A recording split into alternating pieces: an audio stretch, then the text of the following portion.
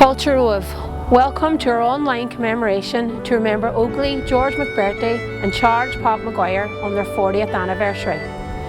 The year of 1981 was both tragic and historic. The tragedy was felt here as much as anywhere else in Derry as we struggled with the unfolding events of the hunger strikes in Long Kesh. By May 21st, 4 hunger strikers had died within the prison. Bobby Sands, Francis Hughes, Raymond McCreesh and Derryman Patsy O'Hara. The whole of Ireland, indeed the whole of the world, were looking towards Long Kesh, inspired by the courage of our hunger strikers, bewildered at the callousness and cruelty of the British government, and awed at the mobilisation of the Irish people in support of the hunger strikers. Whilst the coalface of the struggle was manifesting itself around the prisons and the prisoners' resistance to the British attempts to criminalise and defeat the Republican struggle, on the outside, the comrades of the prisoners continued in the acts of resistance against the British occupation to take the freedom struggle forward. It was in this context 40 years ago these 2 Derry Republicans were killed by British forces.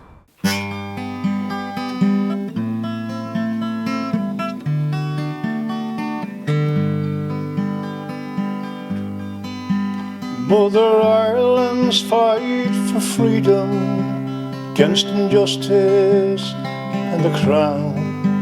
2 brave men from Derry's Craggin, the lives they lay down. Young Maguire and McBrearty, comrades bold and true, inspired by Pearse and Connolly, the love for Ireland grew. They set out upon their duty in the warm sunshine of May. Fate dealt a cruel blow to an ambush laid astray. With cowardly guns a-blazing, those young lives they did take. But those sons of Mother Ireland, their spirit shall never break. For Maguire and McBrearty, comrades bold and true, sons of Mother Ireland, who died for me and you. Amid a hail of bullets, 2 of Derry's finest sons died for Ireland's freedom, blood flowing from their wounds. Desolation all around, silence in the wind. For Maguire and McBrearty, another shame on England's sins. Those hearts adored with fondest praise, their glory's thrill is over. They fought to free their native land, but feel the pulse no more. Those sons of Mother Ireland, young McBrearty and Maguire, in the fight for Ireland's freedom, we'll remember them with pride. For Maguire and McBrearty, comrades bold and true, brave sons of Mother Ireland, they died for me and you. For Maguire and McBrearty, comradeship down August field,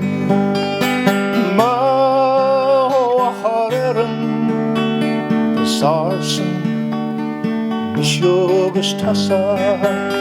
For Maguire and McBrearty, comrades bold and true, son of Mother Ireland.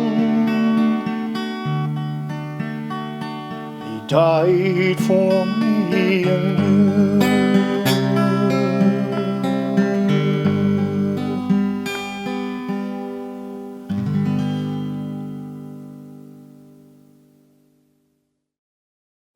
Another volunteer, Peggy McCourt, was badly wounded and a fourth escaped uninjured. The events of that day, as well as George and Pop and their families, were never far from Peggy's thoughts. In fact, it would be fair to state these thoughts were with Peggy every single day of his life.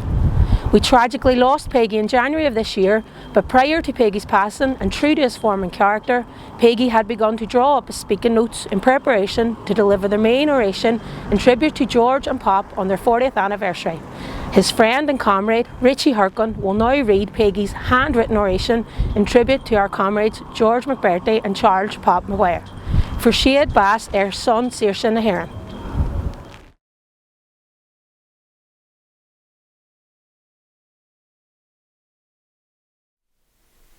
Eamon McCourt's tribute to his fallen comrades, George McBrearty and Charles Pop Maguire. On the 28th of May 1981, just a week after Patsy and Raymond died, two volunteers in Derry were killed in an ambush by the SAS. Since the start of the conflict in the north, young men and women have answered the call to fight for the freedom of our country. Here are two of their stories. George McBrearty and Charles Pop Maguire. George was 24 when he died. He had been an active volunteer since the age of 14, firstly with Na Fianna Éireann, then from 16 years old with the IRA. George was a keen footballer, and many a person believed he could have made it as a pro. But the love of his country came first. He witnessed firsthand the treatment of his people and what they had to endure. At 17, he had to go on the run. He was interned in 1974, and when released, he rejoined and reorganised his local unit. George married the love of his life, Rosemary. They had 3 children, Óglaigh, Kelly and Thomas. Thomas was christened the Sunday before he was gunned down. George was by far the most feared of all the volunteers I ever met. He was our Francis Hughes, often joking he was better. Ha! He had a great personality, but he was fearless. The enemy feared him, but they also respected him for his courage. In fact, George was the first man in the north to do a full 7 days in the barracks. For the first 4, no one knew where he was. It was feared that he was executed. But upon release, all that he would say was, "We buns." George not only operated in the city, but he moved along the border areas. He led the men who sunk 2 ships on the River Foyle. Charles Pop Maguire was a young married man who, like George, also married the love of his life, Donna. They had a young daughter, Claire. He was a very skilled bricklayer, but he too saw the hardships his family as Republicans had to endure. He experienced his sister being shot and imprisoned, his home being raided, and his friends being imprisoned. Pop could not and would not stand by and let this happen without hitting back at them. He too joined Na Fianna Éireann, moving on to join the army at the age of 16, where he quickly rose up through the ranks and became one of the most fearless volunteers Derry ever had. He would never ask anyone to do anything he was not prepared to do himself. He was always leading from the front. Just 2 weeks before he was gunned down, he had the greatest honour ever, in his own words, of doing the guard of honour at Francis Hughes' funeral. He came back buzzing and telling us how the family had such dignity and how we all must redouble our efforts if we were to try and save any of the hunger strikers. For much of their young lives, these 2 volunteers gave everything they had to the cause of Irish freedom. They laughed, they cried, and they died together. Let us who will remember them on the 28th of May do so with both honour and pride. Pop and George were lured into an ambush on the 28th of May 1981 by 3 SAS squads operating in Derry. They stood their ground until they were cut down. Rest in peace, comrades, never forgotten.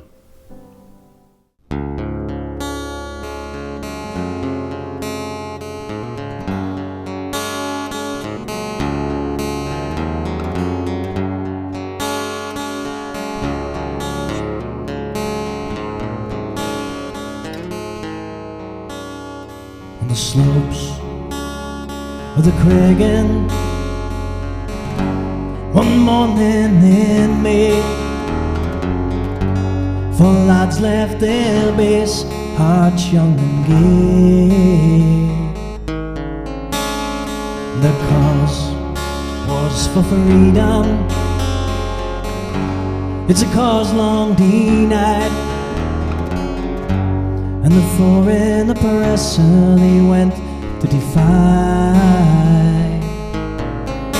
While patrolling our streets, they met with the foe. With the guns at the ready, our lads had to go. So we'll raise up our hands and we'll curse that British land, who torment the very hearts of men who dared to cross their paths. But my heart is broken too. Oh, won't you tell me what's in blue? They couldn't stop our George and Pop, and not stop me and you. But the place, it fell silent as the shooting died down.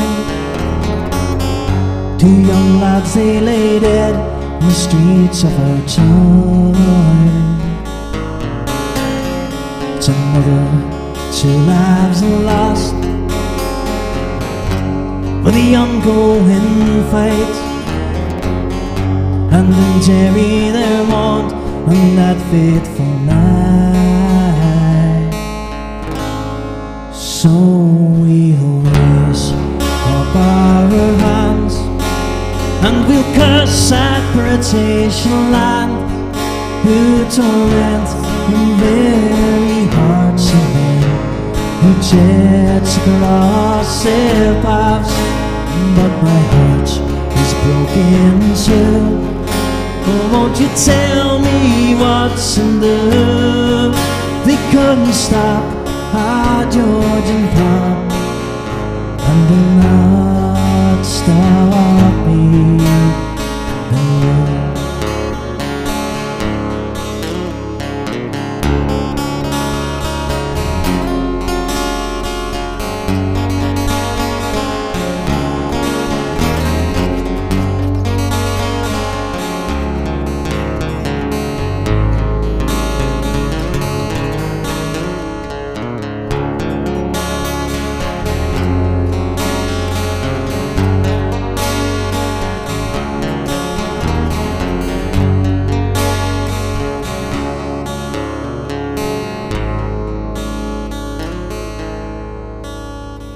Georgie and Pop,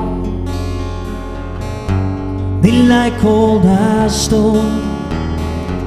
They died fighting for Terry, their own native home. So always remember, and don't you ever forget, they died fighting for Ireland, and we owe them debt.